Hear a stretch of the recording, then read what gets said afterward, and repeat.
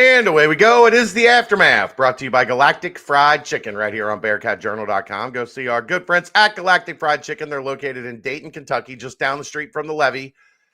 The best fried chicken in the city, the best chicken tenders in the city, the best sauce in the city. Anything you need, they will get you taken care of. Gluten-free with their usage of rice flour. So if you're gluten-free and you didn't know, Galactic Fried Chicken is catered to your needs. They have everything you want, and Shane and company will get you taken care of. So head down to Galactic Fried Chicken in Dayton, Kentucky, and enjoy the best fried chicken, the best chicken tenders in the city. All right, Aaron. Here we go. Bearcats remain undefeated in the Big 12 and keep the ball rolling with a convincing, I'll call it convincing, 41-20 win over Baylor. It got a little dicey for a minute, but did what they had to do, made a couple plays late, and pulled away.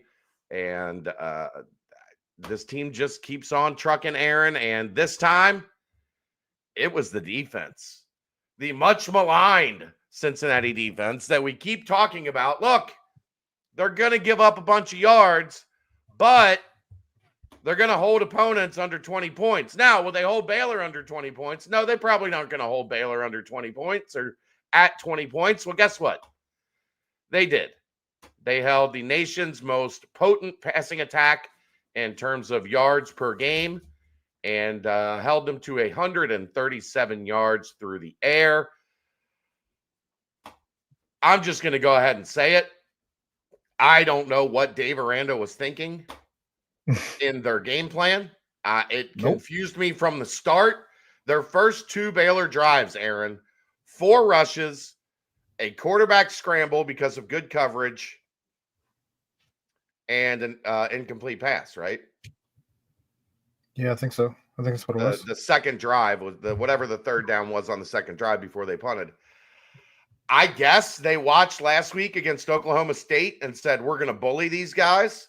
That did not happen. The defense held up for the most part against the run. They gave up one big run that kind of skews the numbers a little bit, but I thought the run defense was good.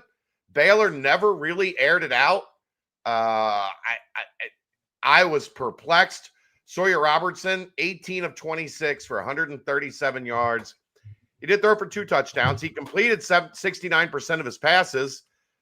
He drew a couple PI calls, but I think if you're Cincinnati, you're looking at this thing and going, thank you, Dave Aranda. Thank you for an offensive game plan that just did not make a ton of sense to me at all, but it allowed Cincinnati to pretty much control the game right from the start. Yes, Baylor with the touchdown at the end of the first half, touchdown at the beginning of the second half, made it interesting for a little while. But, man, big credit to Tyson Veit and this defense. They got the job done today. Dave mentioned it a couple times on Wednesday that there were things going on in Baylor's locker room from what he had heard. And it looked like that on Baylor's sidelines. At times, yeah. At times, it looked like Sawyer Robertson was the only one who cared about this game. And even he looked like he was struggling to stay as the hype man when you're down 14-0, 24-6. Well, yeah, that's one of the things we talked about, right? Like, get up early and take a team that's maybe not in a good headspace and make them, play through it. They looked out of sorts, I thought, especially when they would pan to the sideline throughout the game. And I certainly was not upset about that. Man, you talk about a bounce back for this defense, though. Last week I know I was extremely critical of their tackling and angles, and I thought today they were hats on the ball. I thought they were – Trey Gallagher had maybe his best game ever as a Bearcat. And played great. I don't think we can say enough good things about the way that this defense handled the number 1 passing attack in the country. Not just in the conference, but in the country. I think that's it's a very big deal to hold this team to 20. And you said, what, Thursday when we did this, that you would not be nearly as high if they can't hold them under 30. Well, you held them to 20. They did. I mean, that guy's a tight end.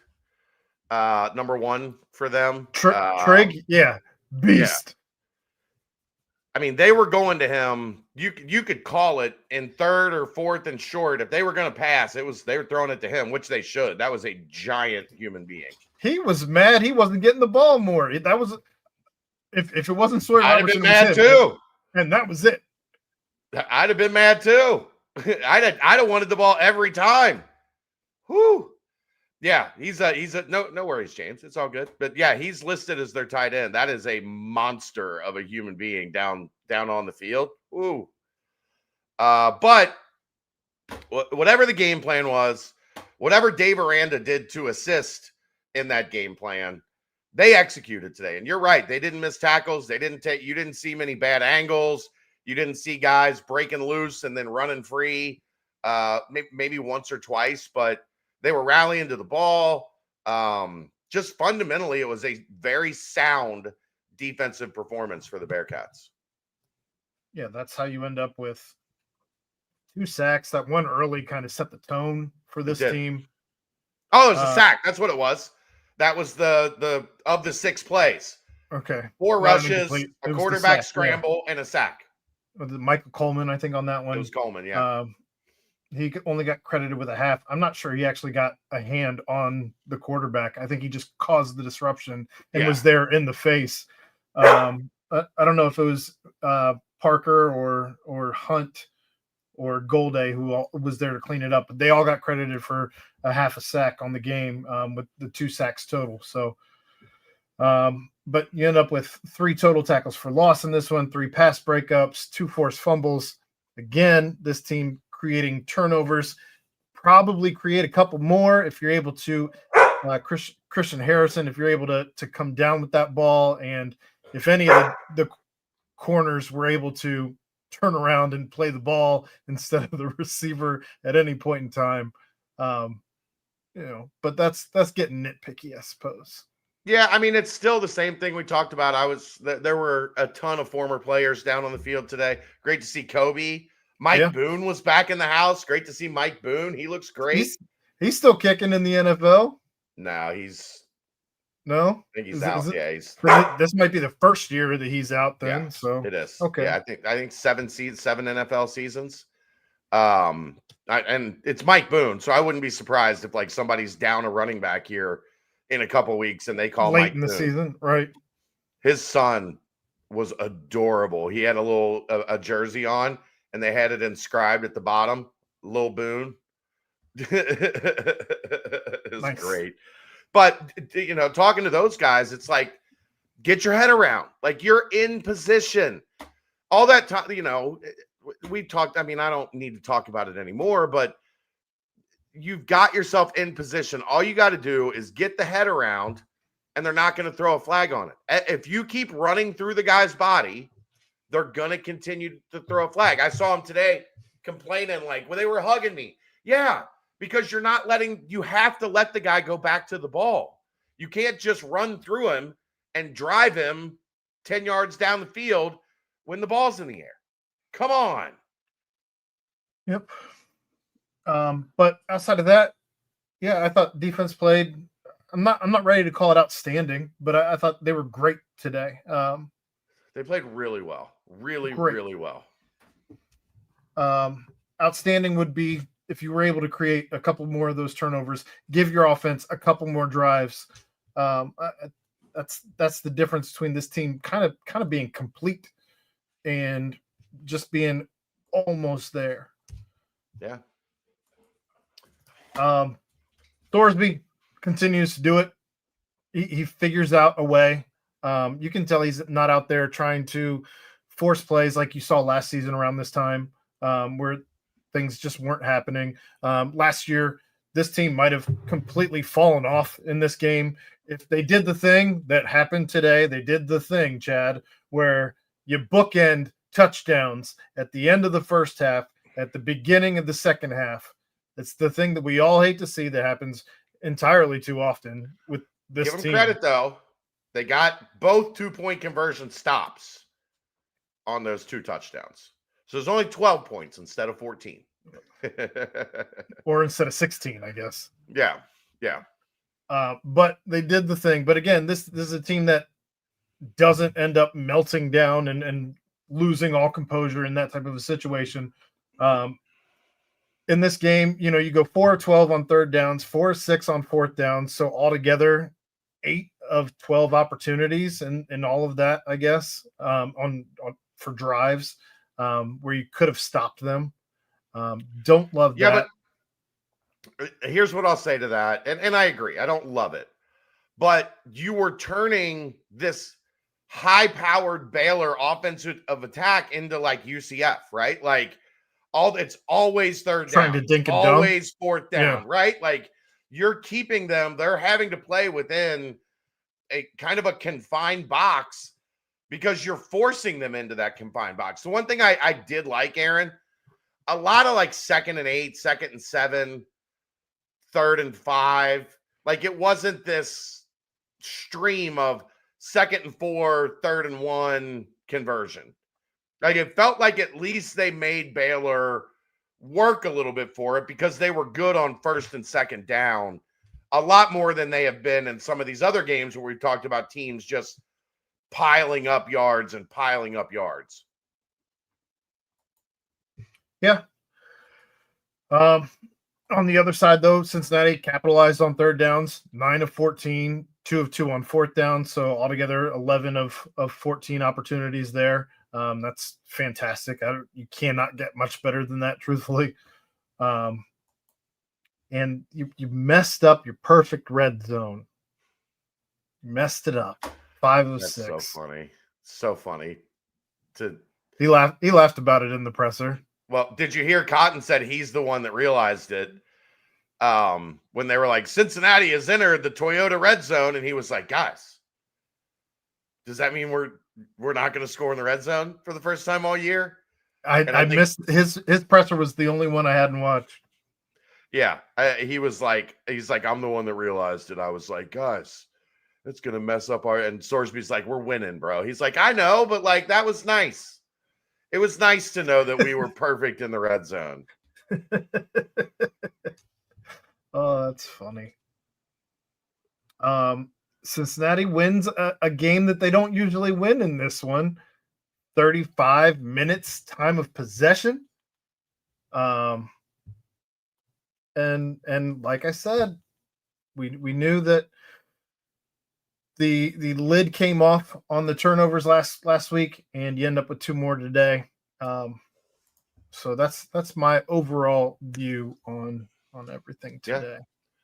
Yeah. Randy, 4 legit NFL prospects on this team. Yeah, at least. I mean, those are the 4 that are going to get all the attention. I think there's some younger guys that will get there eventually. But yeah, Sorsby, Royer, Golday, Corleone. Those 4 guys are all going to play in the NFL. So hope Pryor's okay. Yeah. He did walk it off. It looked like Satterfield said lower leg. It looked like an ankle, foot, lower leg injury.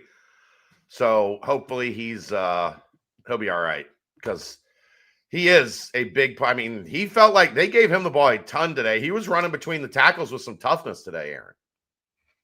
Yeah, not his normal east and west style, but a little bit more north and south than he normally does. Although it doesn't hurt when you got a guy like Tawi Walker who's going to be the next man up, if you will. Right. I'm ready to put Isaiah Johnson at running back if necessary. Look, he on those 2 end arounds, that wasn't terrible. We may luck out with Sorsby because of his completion percentage. Don't look now, but his completion percentage was still 61% today.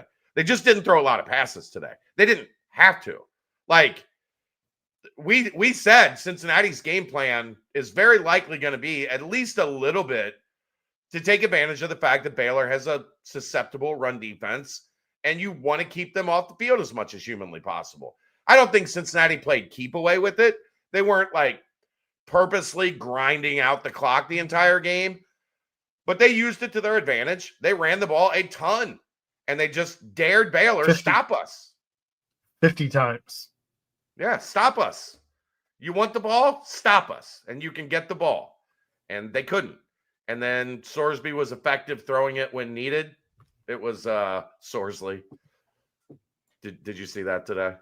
Didn't you call him Sorley? Sorley, yeah, Sorley.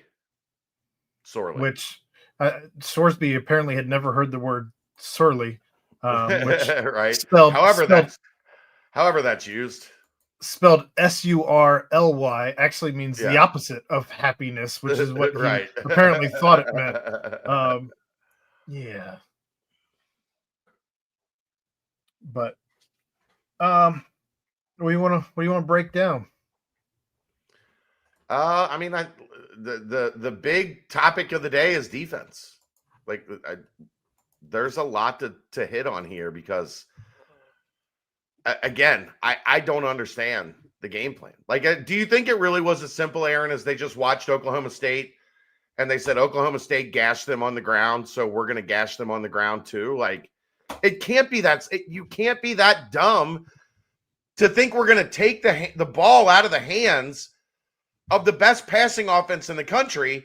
And if you watched any modicum of Cincinnati tape, moving the ball on via the air has been far more effective than moving the ball on the ground against Cincinnati's defense so far this year. Well, considering they had the number one passing attack in the country, I don't know why you would all of a sudden say, we're going to put more stock in our running game with our number one running back going basically down and out early in the game. Freshman. It was Washington who went down and out early. The sophomore Bryson Washington. Well, their starting running back it was already out, so these were the two guys behind him, I believe. Big helmet Turner and Caden Knighton. Big helmet Turner, yeah. Washington came back in later, didn't he? I think. No, he can't. Second quarter was the end. That was 2:34 left in the second quarter. That was his last play.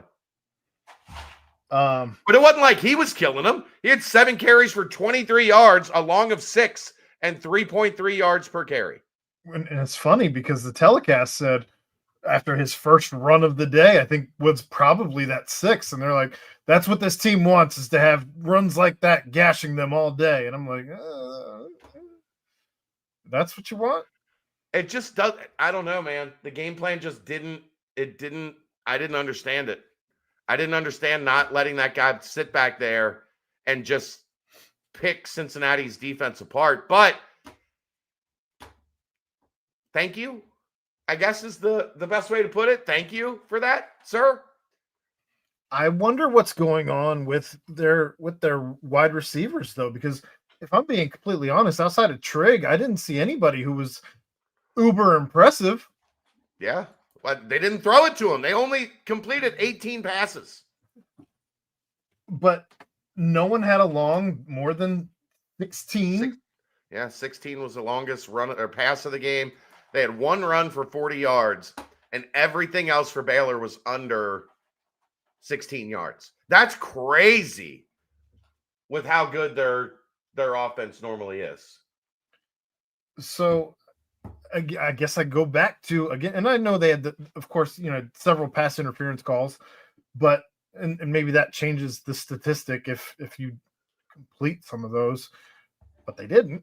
So I wonder where their offensive firepower has been coming from outside of Trigg, because but the thing for them is, Aaron, is they've been doing a lot of this like quick hit stuff, right? The stuff that has given Cincinnati the most trouble. I will say this, and I watched this pretty closely. The DBs were up on the receivers. They were not in bail very often. So they weren't giving them. We've talked about this for weeks, right? That we wanted the DBs to come up and not give them that free release because teams were just picking and picking and picking down the field. And they actually were in a lot tighter coverage. And I wonder how much of that threw off Baylor, where Baylor didn't prep for that probably. And they were like, okay, they're going to press us. They're going to play with the lighter box. We're going to run right at them. And it didn't work. Didn't work. Maybe. So I will give Tyson White credit for some of that because I watched that most of the game. I was paying attention to where the DBs were at the snap. And I've done that all year because we've talked all year about they're playing 5, 7, 8 yards off, and teams are just quick slants, curl routes. He also brought some he also brought some more exotic looks as far as blitz packages went today. Things that we hadn't seen. At one point, I think I counted 7 blitzing. Well, or including your down 3. So I guess 4 blitzers. Or at least 7 in the box, yeah. But that's uncharacteristic for this team to run anything. It has not been their MO for sure. So I'm sure that gave Sawyer Robertson a little bit of fit because he didn't ever really look comfortable back there. No, granted, he did get out there rushing the ball 8 times for a whopping total of 6 yards. His long being 7 for whatever that's worth. Not an easy day there for him. No. And he got punished almost every time he ran, including the Dante Corleone face mask on one of the 2-point conversions where it looked like he was trying to rip his head off. But you know, sometimes your finger gets caught in the face mask, Aaron. It's just part of football. It happens. It was the sticky gloves, I think. Yeah, the sticky gloves. Yeah. Yeah. It was the whole hand, not one finger. Saving what for opponents like BYU and Utah in 4-0? Oh, blitzing. I think it's just you're getting deeper in the season. You're getting more comfortable. You're feeling. Remember, a lot like you're dealing with a lot of new pieces and parts on defense. You're figuring out what everybody does well and doesn't do well.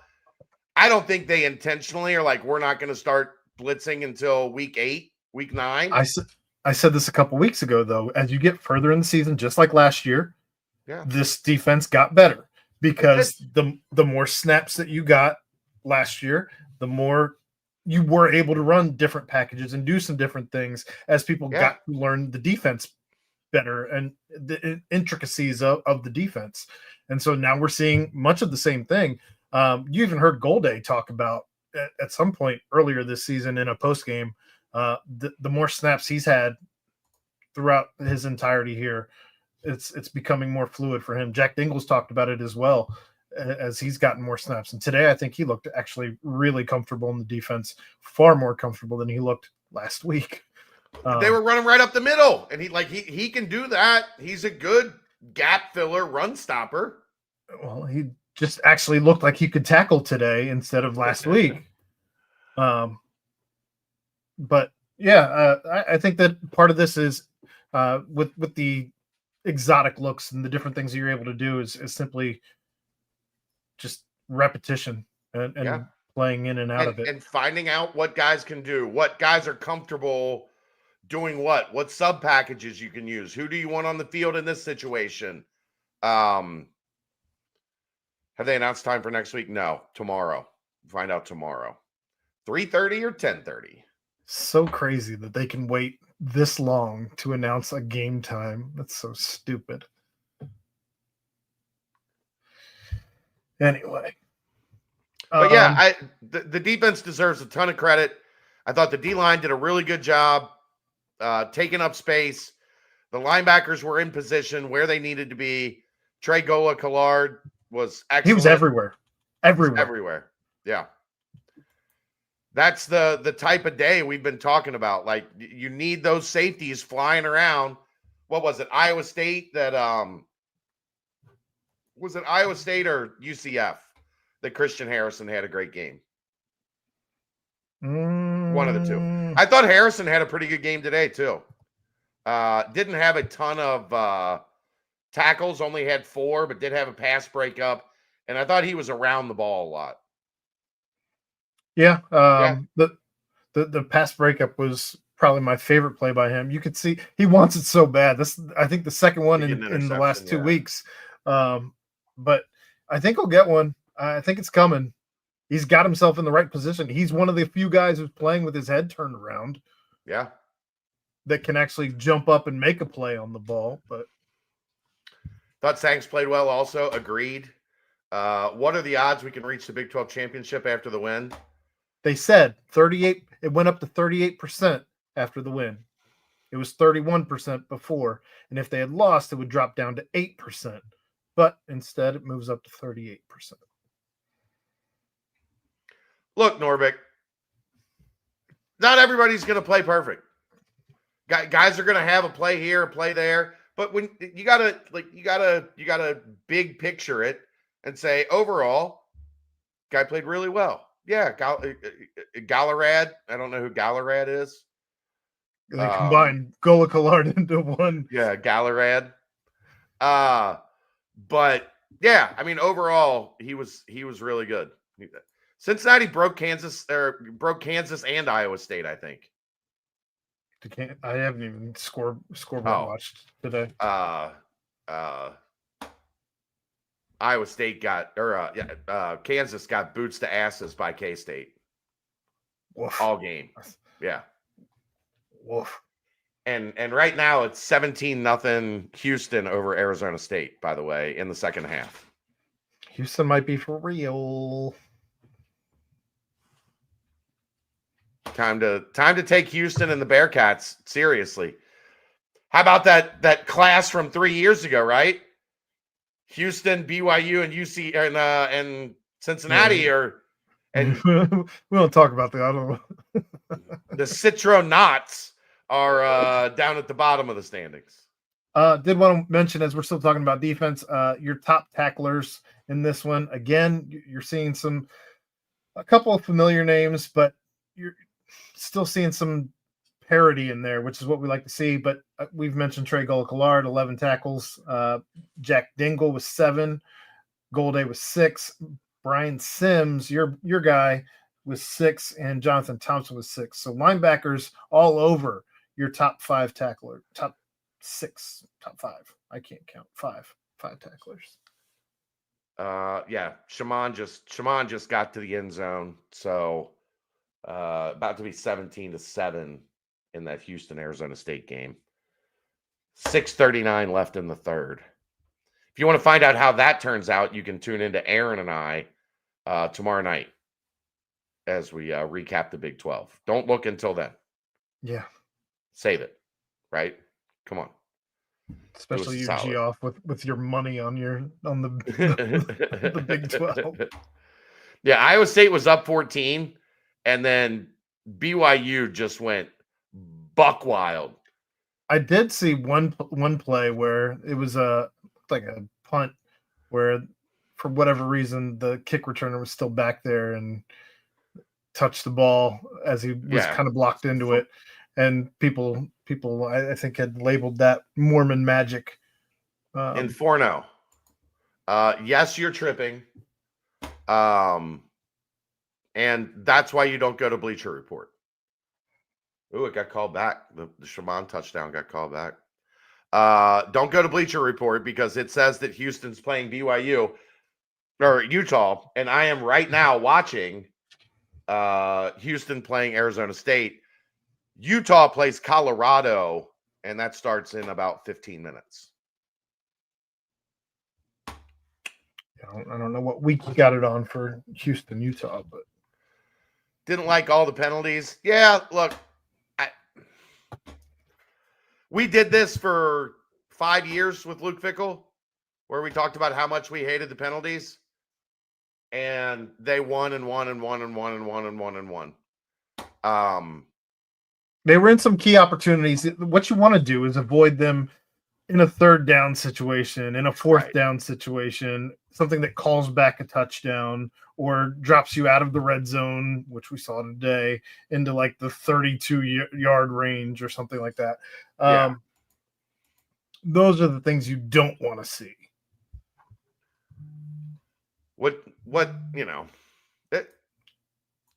You never want to be the more penalized team.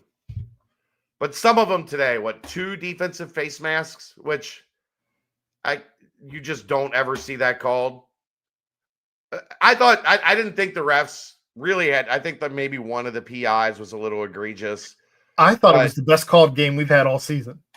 I didn't have really any beef with anything that was called. Nope. Would you like them to clean up the laundry? Sure. Are you still going to have penalties? Yes.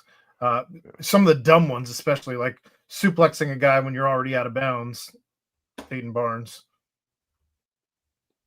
It's just a dumb penalty at that point in the game. You're up 21. You just doesn't mean you run suplex city on a guy. Kurt Angle, just suplex after suplex after suplex. I'm down with it. I don't mind. This is a big thing, Josh. And we'll probably spend a lot of time on this Monday night, but it feels like this team has some major resilience that was lacking the past 2 years. Had a bad feeling with all those penalties, and team didn't flinch. They've got the type of toughness we always talk about, right, Aaron? Toughness isn't the suplex, right? Correct. That's not being tough. Toughness is, oh no, it's down to 7. Let's get our ass in gear and go take this game back over. So I'm glad you said that, because it segues me into a point that I wanted to make tonight, because I think this team does have moxie about them. I think this team does have swagger about them. And I think it all starts with your quarterback. And that's Brendan Sorsby. And Gavin talked about it in the Tuesday presser about how sometimes even his swagger, even Sorsby's swagger, is something that he can't corral back. But I've been not necessarily trying to draw comparisons, but it just kind of naturally happens. And I feel like, and you can completely feel free to disagree, but Brendan Sorsby is starting to remind me an awful lot of Baker Mayfield. But it seems like you're not in the room right now, so I'll continue to filibuster until you get back. But I don't know if you think that's a fair comparison or not, but I think that's – I don't know. I'll say this. I don't know. Go ahead. I don't think it's unfair. There's a lot of similarities. I don't think it's a 1-to-1. In the way that they run their game, and the way that both on and off the field, there's a lot of similarities to me in Baker Mayfield, especially if you look back. I don't hate it. Especially if you look back to collegiate Baker Mayfield and some of the things, like maybe he was a little more rough around the edges than Sorsby, but I think if you turn Sorsby up a notch or two, he's there. Yeah, he's not as crazy as Baker. But I think it's lurking under, like you could totally see him doing some of those things. Like, if you won a big game, I don't think it's unrealistic to imagine Baker planting a flag. Yeah. No, I don't hate that. I mean, I usually hate player comps. Mm-hmm. It's one of my least favorite things. I do know that. I don't mind that one. Like, I can at least see where you're coming from on that one. Well done. And I haven't heard anybody say it anywhere yet. So when you do start to hear people saying it, you heard it here first. That's a pretty good comp. He wasn't asked to throw the ball a ton today. I don't think he had his best day. He was still over 60%. That sidearm throw, and if you watch the post-game press conference, you could tell they had never thrown that ball on that play to Isaiah Johnson. He said as much. That's what I'm saying. But you could tell as it was happening, they run power left, Sorsby rolls out right. He's got Tywee in front of him, and that's a 2-outcome play. Mm-hmm. Sorsby runs it because they go with Tywee, or Sorsby throws it to Tawi and he walks in because they go with Sorsby, their linebacker came up and took away the run, and I think it was the safety went with Tawi, and Sorsby was stuck. And all of a sudden, he just dropped down and flicked that thing sideways to Isaiah Johnson. Yeah. And it was right in front of me. You could see it like, oh, buddy, that was a dime. Like, that was outstanding. Yeah. From him to improvise and make that play. And you can certainly attribute that to the baseball thing. He mentioned as much in the presser, making sure to. He talked all sorts of smack on his baseball coach. He was having fun with that one. But yeah, you can't without being able to make those arm angles, you can't make that throw. And he put it where, again, as he's done all season, he put it where only his guy can get it. I was nervous at one point because I know I made a point to say in what was it, our Thursday night, maybe it was even Monday, that we haven't had a whole lot of tip drills. We had one. There was one today, and I think it ricocheted between about 3 different Baylor players, and I got real nervous. I was like, oh no, I jinxed it. So I think the Baylor defensive lineman blew up the play. I think there was a linebacker and a DB in position to make the play, and the lineman just kind of like plowed into the play and ruined it. Yeah, the defensive lineman saved it. Well, we'll take it all day. Yeah, I mean that one was within a hair of being a really, really bad outcome at a point in time where Cincinnati had to avoid bad outcomes. Had to. Yeah. And it's funny, Aaron, like we're here talking, it kind of feels like the offense didn't really hum today, right? Not the way that we're accustomed to it humming, correct. They punted once. They did. They punted once. And they did not turn it over on downs. So every drive but one ended with a score. Well, Baylor also punted. Baylor also punted twice, and it doesn't feel like they punted at all.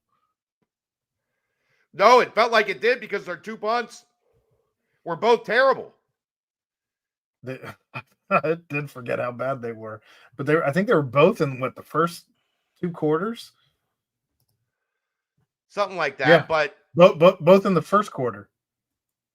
2 punts, average of 34, long of 43, and Cincinnati special teams was outstanding. That's been the name of the game all season, though.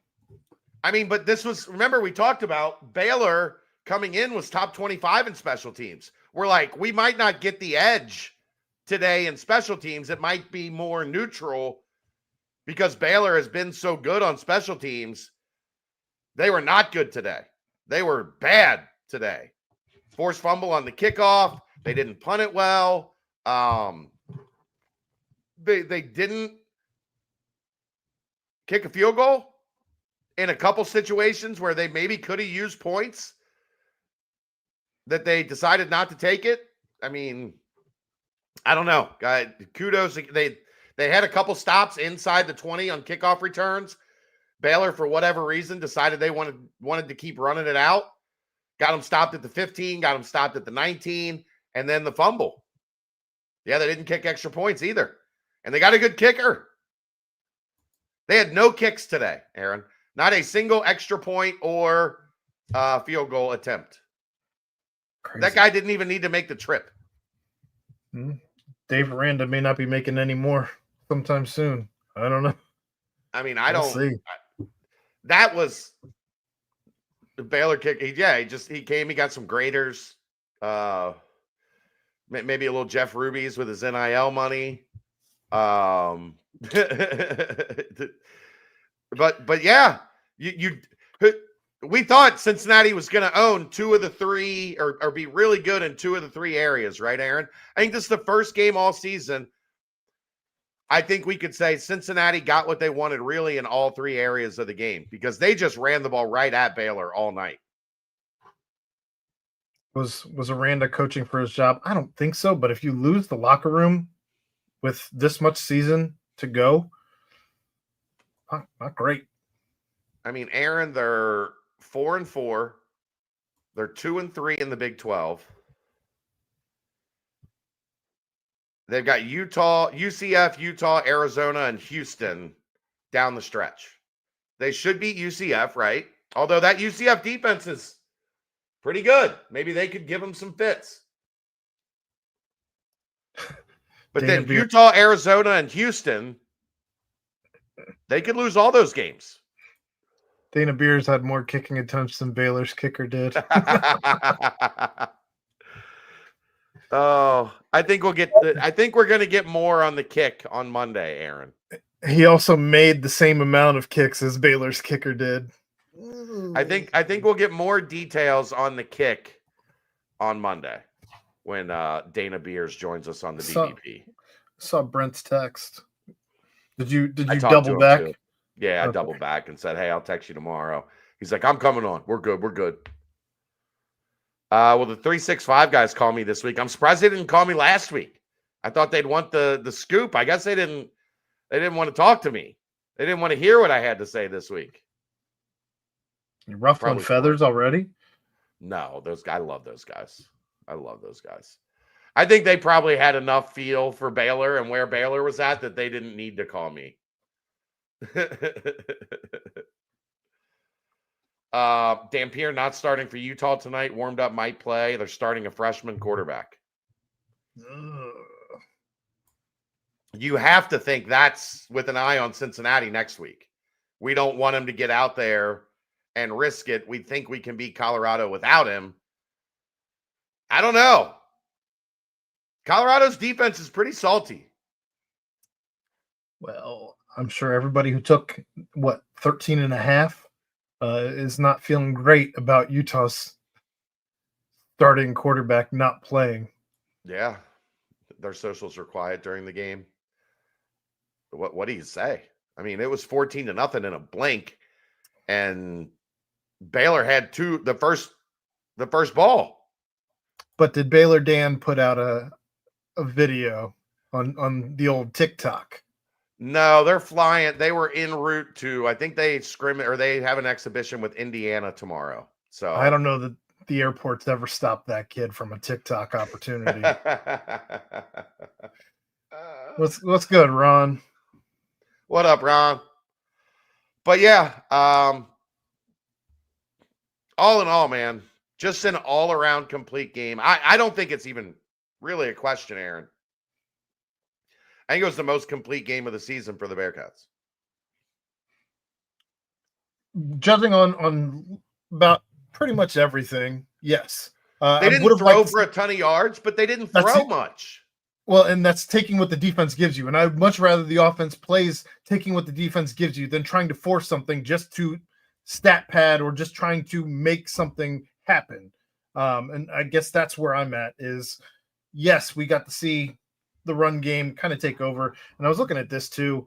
Time of possession, you were talking about we didn't try and grind them. We only had three drives that were over 5 minutes, one at 5:03, one at 5:21, and one at 7:21. Every other drive was we had one at 4:50, but every other drive was under 5 minutes. Most of them under 4. Are you doing your best Tommy Tuberville impression, Ron? Calling him Brandon when he called Brandon K for the entire time that he was the head coach here. It's Brendan, D-E-N, Brendan, not D-O-N, Brandon. But anyhow,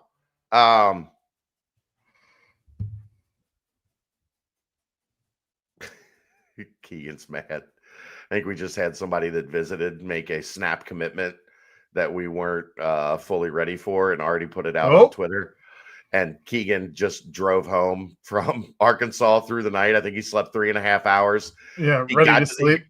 He got to Cincinnati at 3:00. The game was at 4:00. He came straight to the stadium, worked, did everything, got home, got ready to sleep, and we just had a commitment. Yes. After what we saw from that exhibition last night, I'd be mad too. He is never going to forgive that kid. Keegan will dislike that kid for the rest of his professional career. If that kid turns out to be a star, it's going to be just a dagger in Keegan's side every time he has to write about him. I can't wait to find out who this kid is and root for him every day.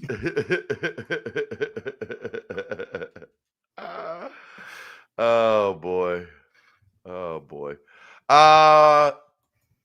Anything else? I saw some people online during the game complaining about play calling. I at no point in time was upset about play calling. Again, Nope. I've talked ad nauseum this particular episode about making sure that you take what the defense is giving you. Yes, we would have all liked to see us air it out, and they did try and air it out a couple times. That it just simply didn't work. 111 yards is nothing to write home about. 13-21, nothing to write home about. But again, if we're getting caught up in what you didn't do in a 41-20 victory. Yeah. I mean, and you guys are right. That's the O-line has been just dominant. And today it was in the run game. Today it was, we're going to line up and we're going to run right at you. Like I said, hopefully Pryor's okay. We saw him run between the tackles effectively today a lot. You should have known it was going to be a run game when Gavin Gerhardt comes out with a new mask on. Yeah. I mean, he was masked up like 7 bars on that thing. The one straight the nose. Yeah. He was ready for go. A trench game. The announcers talked about it about 3 different times, I think. Yeah. Utah heard he scored. Forget Dampier. They're fine. Just kidding. I don't know. I don't have a whole lot else other than, man, it's nice to see Nippert rocking again. And kudos to this fan base. Your ability to do whatever they tell you when there's been strike the stands, there's been a whiteout, there's been wear black. Today it was red. They execute. So kudos to the fans for executing the game day color schemes. Even when they continually every single week do the CATS that never ever goes well, you guys still keep trying. Well done. The funny thing is, Aaron, they did that in basketball for a while too. They tried at one of the last, I think, like the under 8 media timeout. Then they would bring those out and do it, and the fans would just be like, see. It is never caught on here for whatever reason. This fan base is like, we're not doing the CATS thing. That's not us. Ended up as a nip at night too. It got a little chilly down there. It wasn't cold tonight, although both teams had the jet engines going in the second half to keep people warm. There's plenty of kids from the South on these teams. Yeah. And also, it hasn't really been cold yet. Like, we haven't really, like, there's been a couple days this week where it started to. 2 weeks from now, it's going to feel totally normal. Like, that's just going to be walking outside at 7 o'clock. But, yeah, Nip looked great. Team looks great. If the defense, Aaron, if all of a sudden, and I'm not going overboard, but if the defense is ready to step up and start limiting those possessions and limiting those yards to where teams are, let's say today was an aberration, right? Let's say that this was a one-off. They gave up 266 yards today. If they give up under 400, I feel really good about they're going to put a W on the board. Unless there's a bunch of turnovers or something goofy happens where the other team's playing with short fields, which hasn't happened really at all this year. If you hold them under 400, I feel pretty damn good about this team winning. You can have an aberration or a one-off against an average offense. You don't have an aberration or a one-off against the number one passing offense in the country. Unless the other team's coach decides to only throw the ball 26 times. You are trending up, sir. Yes. You are trending up. Ron, they were the typical bend but don't break defense until today. Today, that was not their MO. They had a couple drives where one of the best offenses in the country was able to move the ball on them. But for the most part, they were excellent. Baylor, punt, turnover on downs, fumble. Then they scored the 3 touchdowns in a row. Bang, bang, bang. Into the second, and then the 2 in the third quarter. And then the fourth quarter, they had 1 drive. 4 plays, turned it over on downs. That was the only time they touched the ball in the fourth quarter, Aaron. And yes, some of that was because you forced the fumble on the kickoff. That the offense never got to take the field. But to take that team and give them 4 plays in the fourth quarter, that's outstanding. That's outstanding by the Cincinnati offense. Houston up 24-0, 108 left in the third quarter. Wow. Willie Fritz is a wizard. He kind of is. He kind of is. And we're going to have to we're going to have to put some respect on Houston's name. And we don't have to do it until their fans do it first. Get out of here. I'm going to do it because they've earned it. They deserve it, Aaron. Their fans should probably have started that. Fair. But as far as last night goes, that didn't happen. The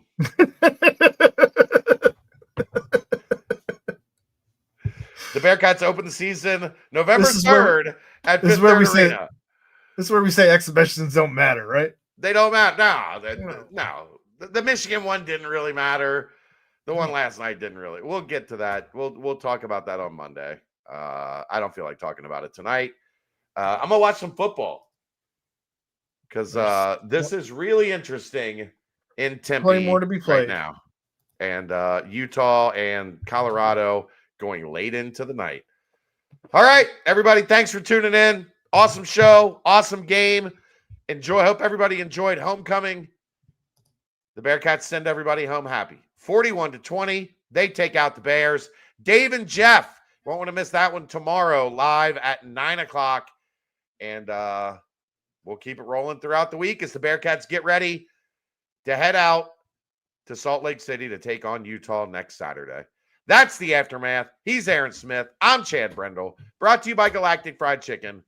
Right here live from the Cincy Light Studios on BearcatJournal.com. See ya!